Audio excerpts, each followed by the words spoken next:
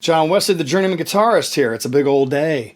It's replay day. And what is replay day? Replay day for me means I'm going to head down to Replay Guitar Exchange here in Tampa, Florida. And the reason I'm going down there is I'm going to see my buddy Charlie. I got this 594 from PRS last week. I want to tweak it a little bit. It ships in standard tuning, which is normally fine, but in vertical horizon, we play a half step down. And this guitar, my main guitar, is set up to play a half step down. And it's also set up a certain way I like it, a really super low action, very, very little float in the trem, and nice and intonated really tight. So what I'm going to do is I'm going to ask Charlie to drop this one a half step into E flat. So this can be the standard tuned guitar, and that can be the drop D guitar, again, a half step down. And when you drop a half step down, honestly, on PRSs especially, it's really not that big a deal. But where it can become a big a deal is a little bit of the intonation can go out. I want him to adjust the springs because he really knows what he's doing. And I also want him to drop the action just a little bit. I don't mind it a little plinky. I kind of subscribe to that Tim Pierce thing, to where as we age, our hands hurt a little more. And it's one of the reasons I went to the 594 scale. This scale length on these 594s is simply amazing.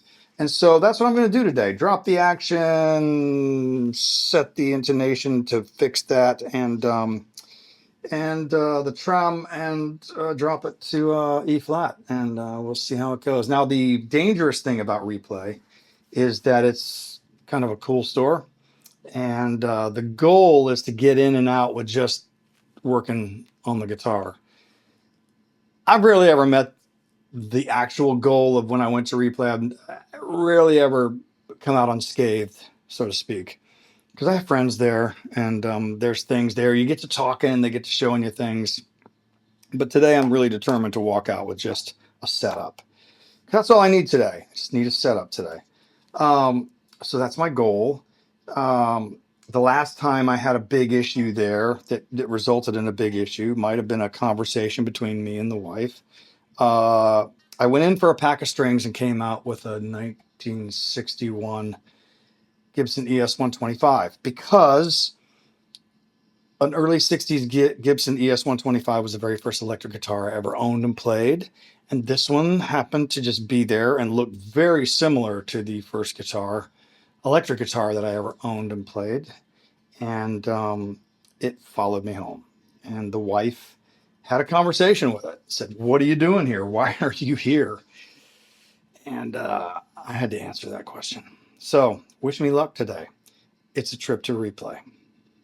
All right, starting from the back of Replay Music here, walking around. They have the most incredible acoustic room. It takes my breath away. Kind of hurts, actually. It just kills me.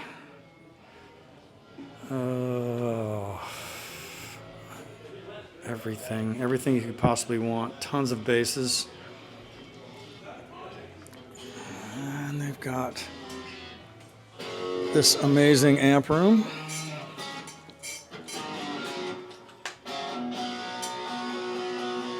Again, anything you could possibly want. And the guitar walls. Tons of effects pedals. Like you're gonna think Rolling Stones, I guess. All the strings, shop view, Fenderish things.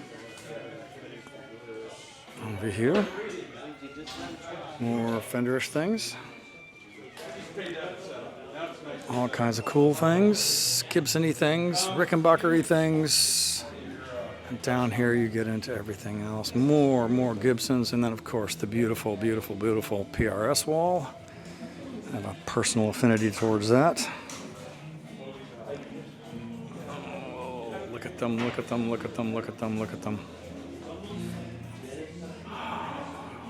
So many.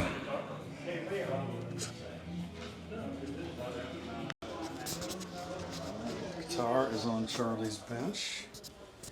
Charlie has stepped out for a moment. He's doing stuff. Doing some final performance tweaks for me. And it's going to be amazing. How's it going? Doing good. You all right? Yes. You're the always amazing all right. Kent Sonnenberg. All right.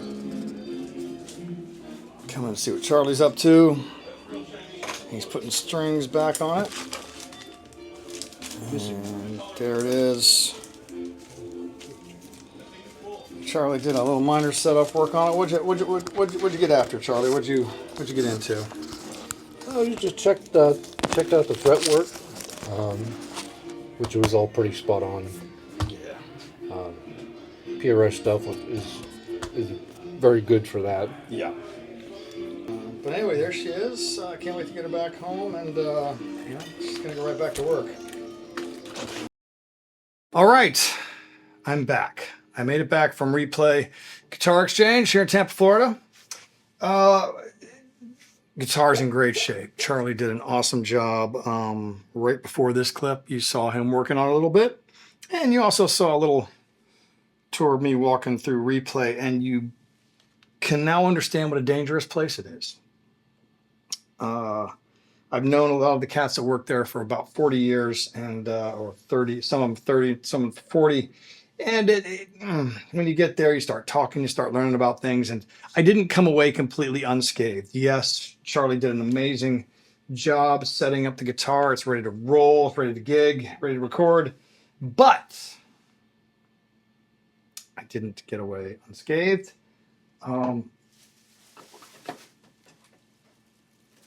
There's this. Yeah. On the way out the door, I grabbed a couple things that I wasn't using.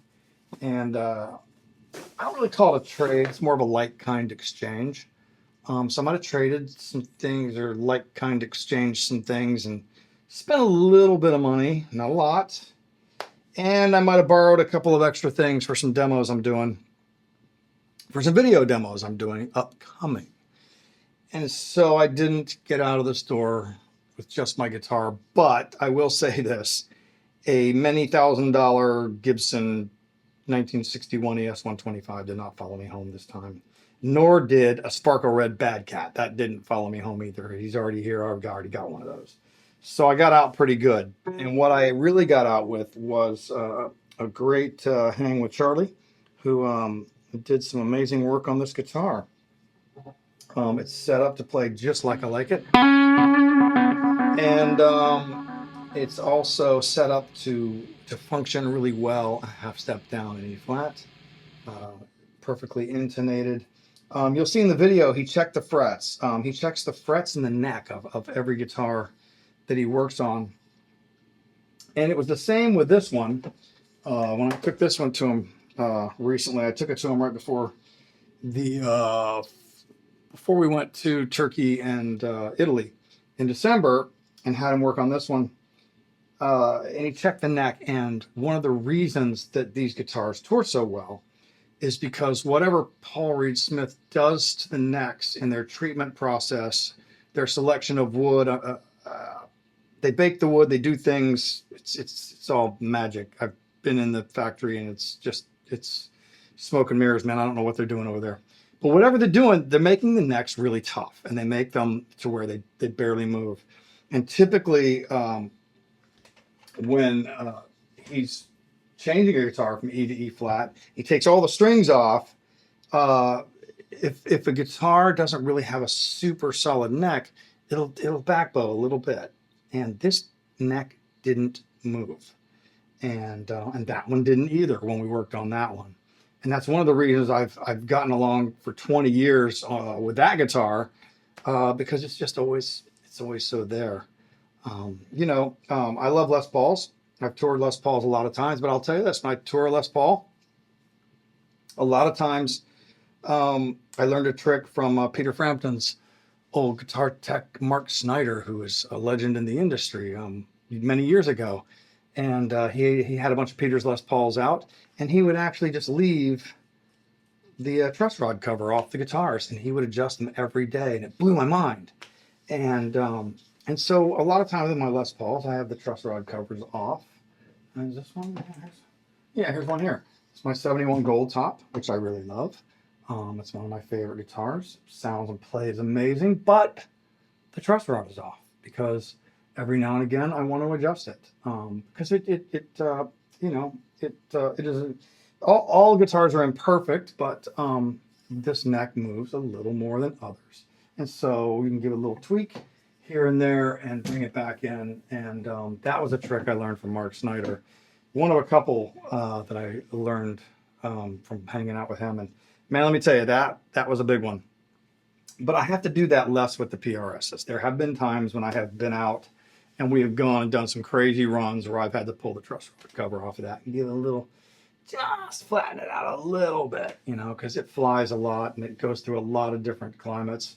I mean, when we were playing in December, it was 31 degrees on the stage. So kind of crazy. But I just want to give you a little bit of a taste of what this is sounding like today.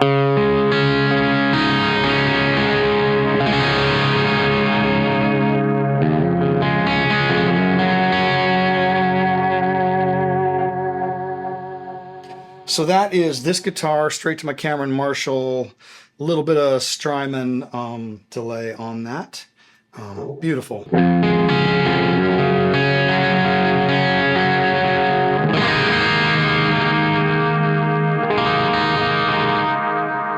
As I've said before, I typically like edge of breakup with a clone on top. So it's this.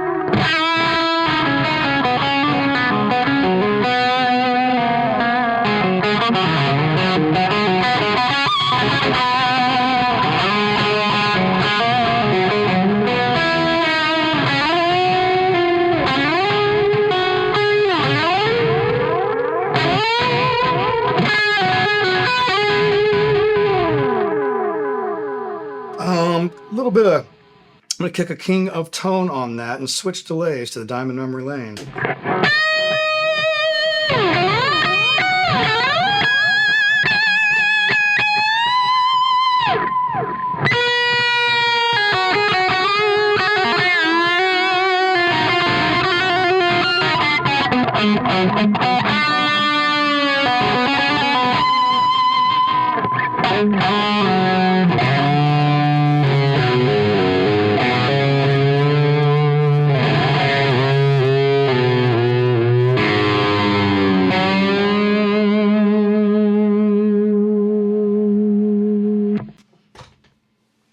Gives you a little idea of what it sounded like. So this 594 is, I'm having a lot of fun with it and having it set up today, getting ready for the tour. Having it set up to play on the tour. It came set up from PRS, but set up in a different tuning. And having it ready to go is great. I've got some fun things coming up. I borrowed some things from Replay down there, and I'm going to demo them for you. I've got a neat Klon demo coming up. So, John Wesley, the Journeyman Guitarist, thanks for hanging out with me. I hope you enjoyed this. Next time.